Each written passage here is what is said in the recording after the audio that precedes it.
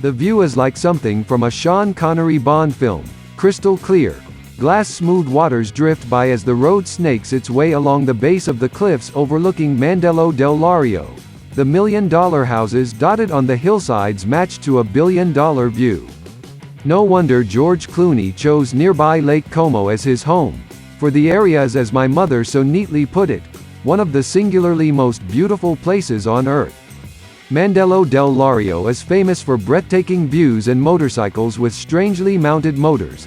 The transverse V-twin is a Moto Guzzi trademark, the epochal engine elevating the niche manufacturer into a realm occupied by no one else.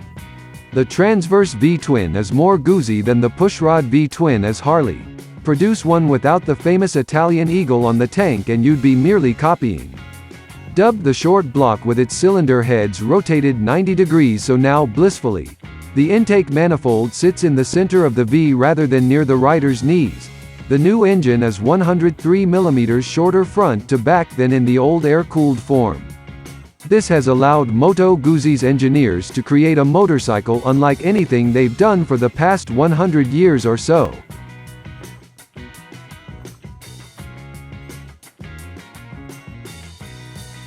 Producing a claimed 115 horsepower at 8,700 revolutions per minute and 77 pound-feet of torque at 6,750 revolutions per minute, the V100 Mandello isn't going to pull any arms out of sockets from sheer acceleration, but the performance it does have is perfectly adapted to its required task.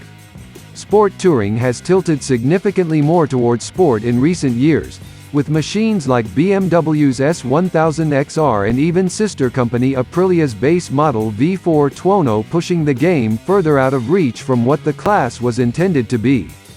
The V100 Mandello is here to change that.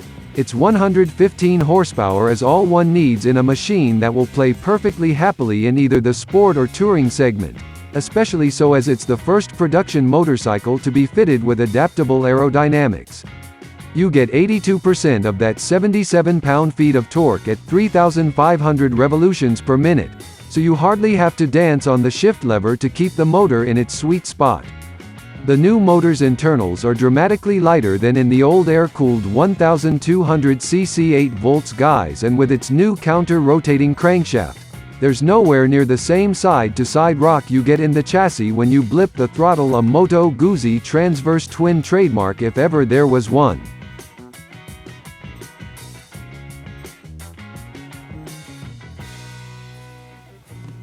The motor is tilted forward by 5 degrees, allowing Guzzi's engineers to produce a long and low chassis with ample room for the rider. A seat height of 32 inches should make this an accessible machine for an enormous range of riders. However, I opted for the 20 mm taller accessory seat to alleviate some of the strain on my knees after an hour on board. The S model on which I am riding is graced with Lynn's Smart EC 2.0 suspension, a system we've seen many times on a lot of different machines, not just from Aprilia, Moto Guzzi, Piaggio. Running 43 mm gold-legged forks and shock, the system allows for fully automatic damping front and rear, or you can get in there, switch it to manual and adjust the electronic clickers yourself. There's also a handy preload knob on the left side in case you have a passenger and/or luggage.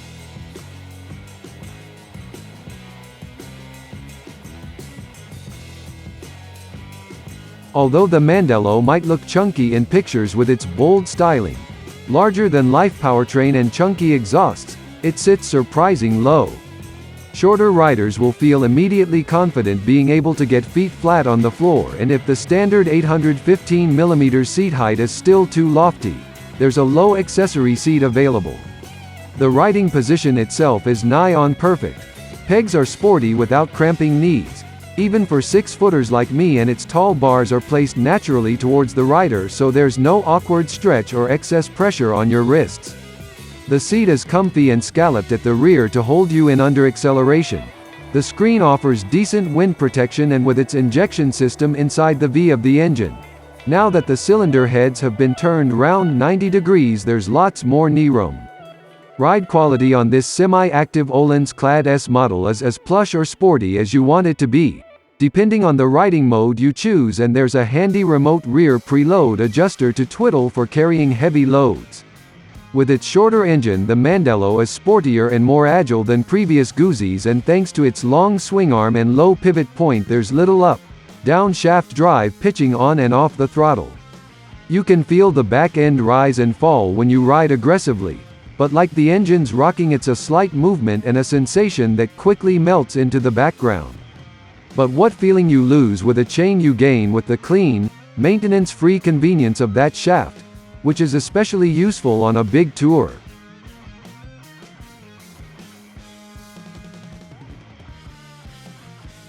Guzzi have given the V100 Mandello a 21st century twist with new tech and modern engine design, but they haven't erased its character.